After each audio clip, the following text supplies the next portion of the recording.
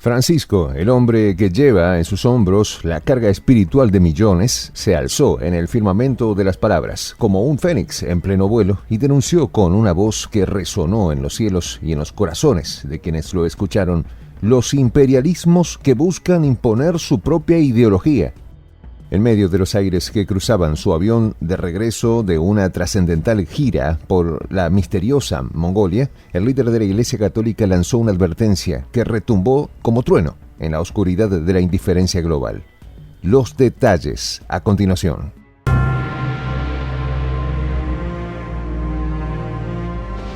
Voz de la Patria Grande. Los imperialismos, esos colosos de ambición desmedidas, son condenados por el Papa como aves de rapiña que acechan con ansias de imponer su dogma sobre los espíritus libres. Y con la elocuencia que solo un líder religioso de su estatura puede ostentar, Francisco prosiguió: cuando la cultura viene destilada y transformada en ideología, esto es el veneno.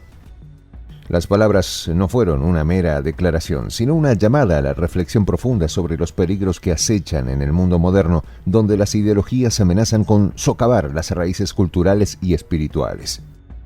La conferencia de prensa que siguió a su histórica visita a Mongolia se convirtió en un foro para abordar estos temas candentes. Francisco, un hombre que no teme enfrentar las críticas y mantenerse firme en sus convicciones, rechazó de manera enérgica los imperialismos ideológicos que buscan imponer su voluntad sobre las naciones soberanas.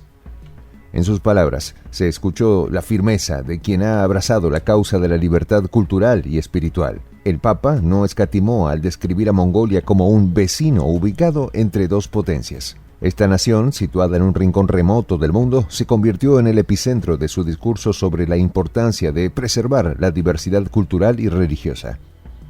Mongolia, una tierra enigmática y ancestral, representa para Francisco un faro de esperanza en medio de las tensiones globales. No obstante, el líder de la Iglesia Católica no se limitó a censurar los imperialismos ideológicos, sino que también tejió la trama de su amor por el pueblo chino y la herencia cultural rusa. Su admiración por la vasta y rica historia de estos dos gigantes culturales resonó en sus palabras como un eco que recorrió los siglos. Su elogio a la herencia rusa, encarnada por figuras históricas como Pedro I y Catalina II, marcó una clara distinción entre la cultura auténtica y las maquinaciones ideológicas.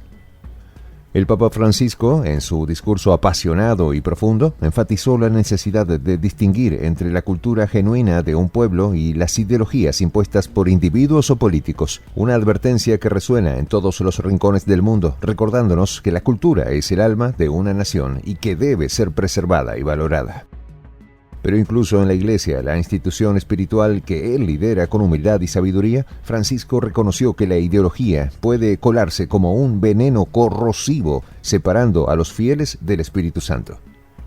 La distinción entre la doctrina, que se mantiene inquebrantable en su autenticidad, y la ideología, que se aleja del corazón del pueblo, se convirtió en un faro de sabiduría en medio de las aguas turbulentas de la región. El Papa no dudó en destacar que las ideologías, cuando toman el poder y se convierten en política, a menudo se convierten en dictaduras incapaces de mantener un diálogo constructivo. Con un énfasis conmovedor, Francisco subrayó que estas ideologías son meras ideas, incapaces de encarnarse en el pueblo, y que los imperialismos las emplean como su lenguaje de opresión. En un gesto que revela su profunda preocupación por la herencia cultural y la interacción generacional, el Papa habló de la importancia de transmitir legado de las generaciones anteriores a las nuevas. Su llamado al diálogo entre abuelos y nietos resalta su compromiso con la preservación de la riqueza cultural que define a las naciones. El mensaje del Papa se tornó aún más poderoso cuando instó a los jóvenes a hacerse cargo de este humanismo que se desarrolló en el arte, en la literatura. Sus palabras resonaron como un eco de sabiduría atemporal, recordando la importancia de nutrir la mente y el alma con las obras maestras literarias y artísticas que enriquecen la experiencia humana. En su narración, Francisco pasó a abordar un segundo plano, quizás menos afortunado en su elección de palabras, al evocar la Gran Rusia. Sus palabras, que involucran la grandeza cultural rusa, quizás no fueron del todo justas, según sus propias palabras, al disculparse ante los historiadores presentes. Sin embargo, su amor por la profunda herencia cultural de Rusia no sufrió mengua.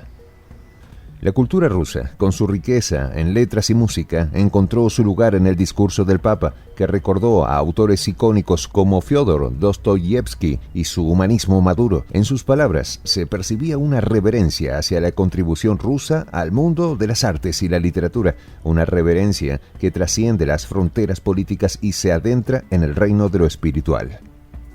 El Papa Francisco también manifestó su aprecio por el pueblo chino, destacando su admiración hacia ellos y su deseo de avanzar en el diálogo religioso.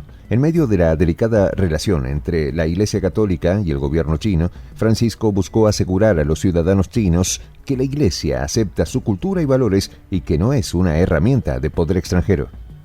Las relaciones con China se mantienen respetuosas y el Papa reconoció el diálogo abierto entre la Santa Sede y China. Su deseo de profundizar en el aspecto religioso como parte del acuerdo firmado en 2018 para la designación conjunta de obispos marcó un compromiso firme con la libertad religiosa y el entendimiento mutuo. Francisco, un hombre de principios y valores arraigados, no se conformó con las palabras.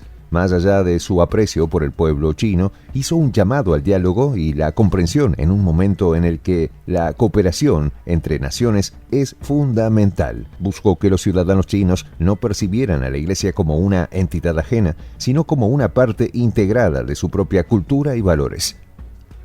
El viaje del Papa a Mongolia marcó un hito histórico, ya que se convirtió en el primer líder de la Iglesia Católica en visitar esta tierra misteriosa. Mongolia, una nación que ha sido durante mucho tiempo un enigma para el mundo, se convirtió en el escenario de un discurso apasionado sobre la importancia de la paz, el medio ambiente y el diálogo interreligioso. En sus 4 días de intensa actividad en Mongolia, Francisco hizo un llamado apremiante a un diálogo mundial por la paz, un llamado que resuena con fuerza en un mundo marcado por conflictos y tensiones. Su compromiso con la paz como un ideal supremo fue evidente en cada palabra y gesto, y su llamado a la unidad contra el fundamentalismo y la violencia resonó en todos los corazones. Pero el Papa no se limitó a la paz, sino que extendió su mano hacia la cuestión crucial del cambio climático. Con un tono urgente, pidió un compromiso urgente, global por el clima. En un momento en el que la Tierra enfrenta desafíos ambientales sin precedentes, Francisco se erige como un defensor de la madre naturaleza y un líder espiritual que insta a la acción para proteger nuestro planeta.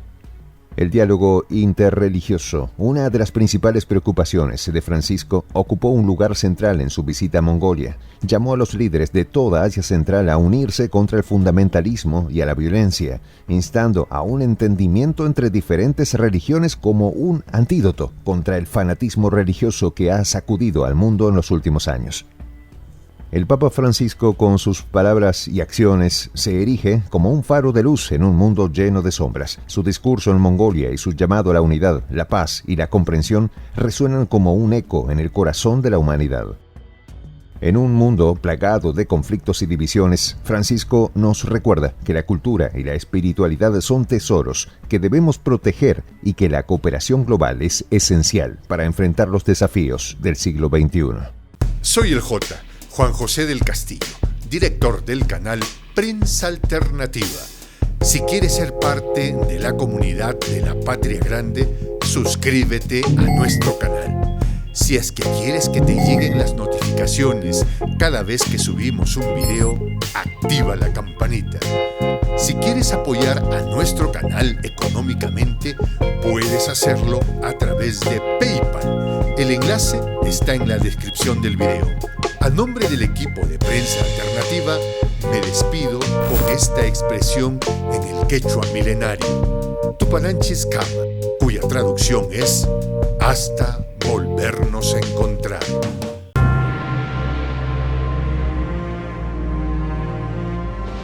Voz de la Patria Grande.